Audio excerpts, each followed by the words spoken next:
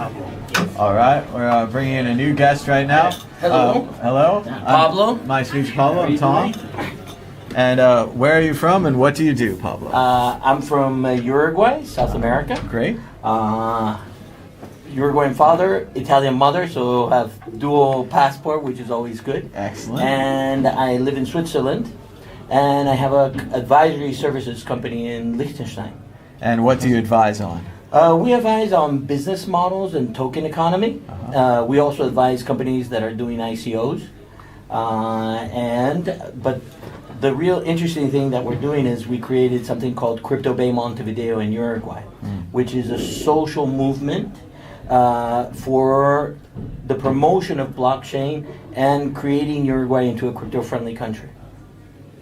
And how is the adoption of Bitcoin and cryptocurrency in Uruguay? Has it been well received by the government, or are they trying to? Well, I mean, it's interesting because it's definitely been well received. Everything that has to do with blockchain. For example, the government is very interested in everything that has to do with digital identity, with traceability. Uruguay has one of the first fully traceable meat production systems in the world. So from calf to when it goes into the butcher, the meat is all traced. And they're very interested into putting that on the blockchain for traceability. In terms of cryptocurrencies, we do have some interesting innovations. In Uruguay, we have the digital peso. That means you could deposit money into the central bank, and then you can emit a token, and that token circulates in the economy. But again, we're at the beginning of the development. And what we're trying to do in Crypto Bay Montevideo is educate the government and educate society of how you can use these transformative technologies. And how would this meat database system change if you were on a blockchain instead of in a database? Well, first of all is the immutability. Right. And one of the big things is that on a database you can have a user and change it.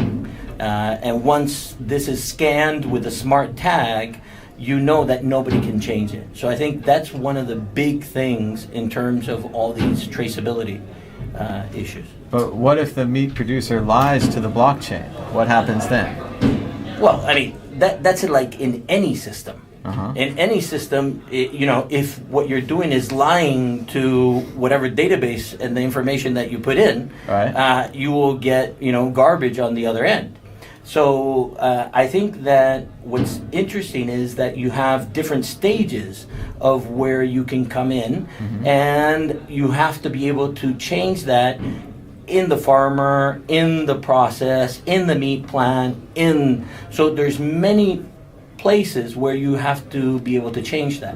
So yes, the farmer can lie, but once that goes to I'm trying to translate from English to Spanish for the slaughterhouse, then you're going to have to be able to change it also at the slaughterhouse, right, and then you're going to have to lie also. So if all of us lie, then it's a big lie, right.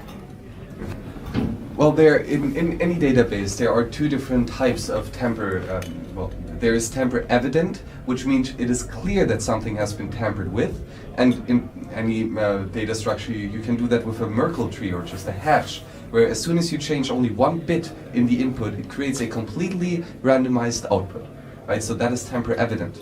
The second attribute is tamper resistant, and that means that it is really expensive or nearly impossible to change the database. So tamper evident is easy, right? Just Merkle trees, just hashes. But tamper resistance is what is really difficult.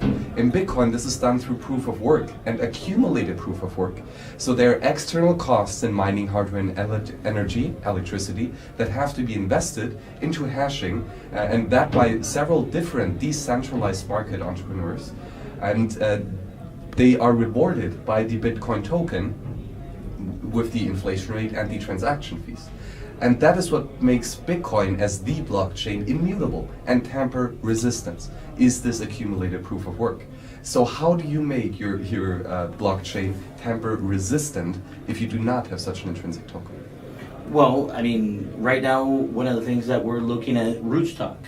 And if you see, Rootstock uses smart token, which is basically, I like to say it's the love child between Ethereum and Bitcoin, because basically what they do is they do a double peg with the Bitcoin blockchain, and you can program the smart token in Solidity.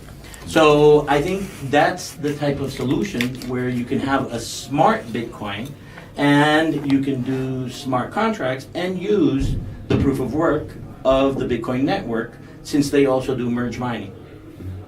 Does that make sense?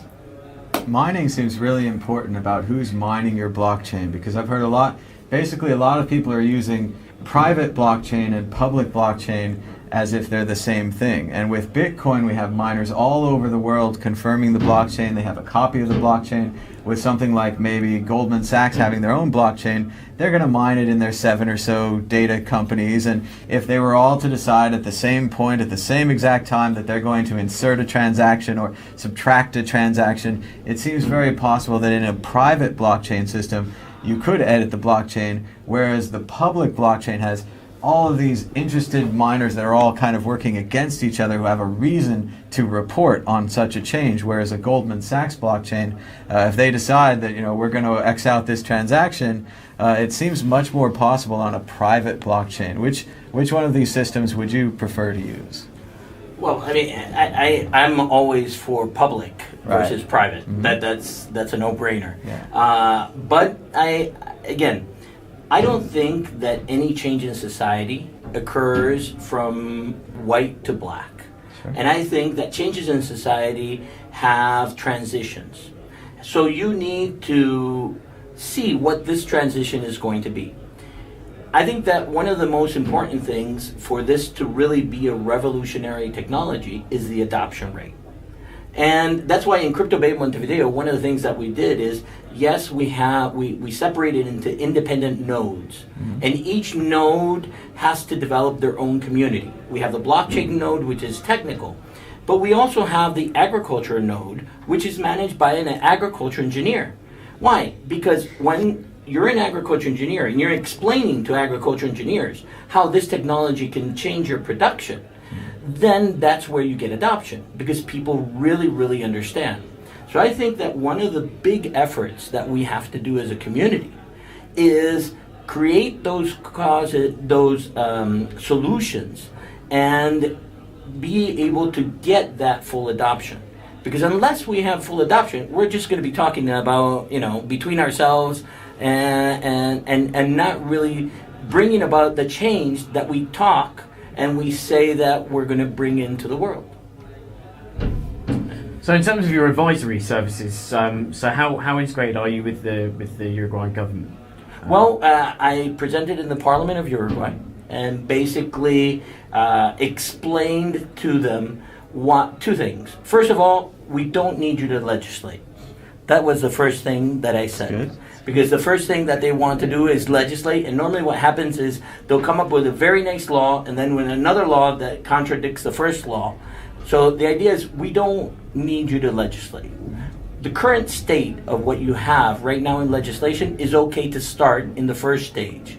And the first stage that we're going to do in Uruguay is bringing companies to be able to do software development in Uruguay. Mm-hmm. We already have a 1.2 billion software development community, more than 700 companies that are doing it. We have Tata Consulting, which is for all Latin America in the duty-free zones. We have Amazon with more than 1,000 people there. So the first stage is just what I said to them is, just don't say anything negative. If you don't say anything negative, then this will work out. Sure. And the second, I started explaining how this could be used to bring real change to the economy. And with these type of examples, Uruguay is an agricultural country. Meat and wool are the two of the basic products. Mm-hmm. We have tourism, we have different types of things, but agriculture is the most important. Do you have any beaches? Wow, we have wonderful beaches. Programmers Punta love del Este. yeah. It is definitely a place to go.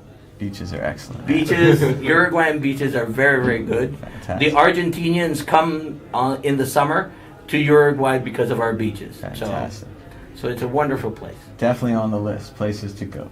You're- Well, that sounds great. And what kind of projects are you working on right now, other than, like, say, this meat database, something else that you're working on? Well, we're working on many types of projects, from traceability of art to exchanges to companies that want to build crypto banks.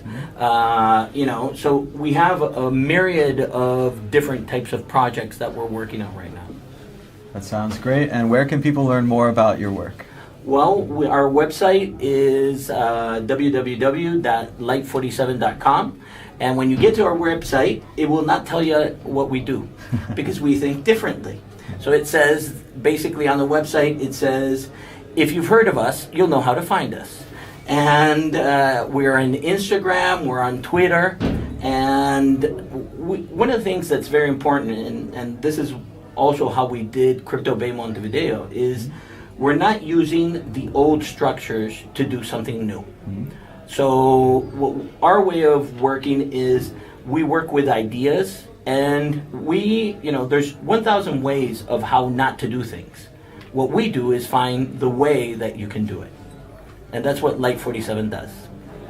Well, it sounds great. And everyone should check that out at home and find more about Crypto Bay Montenegro and what you Montevideo. Montevideo. So close. So close. And then what you're doing in Uruguay, because it sounds like a very interesting project. And I think we all do need to work together to bring this and other technologies up and to find new ways to implement them. And definitely to be careful about entering that data into the blockchain. That's a big part. It's not just a truth machine.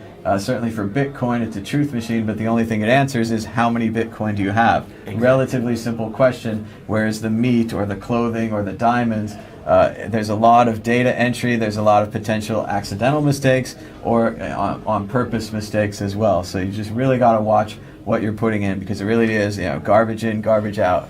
So you got to put good stuff inside. Yeah. Thanks. It was a pleasure talking to you, and keep up the great work. Thank you very much. Thank you for having me. It was Pleasure. a pleasure. Pleasure. And thank you so much. Bye-bye.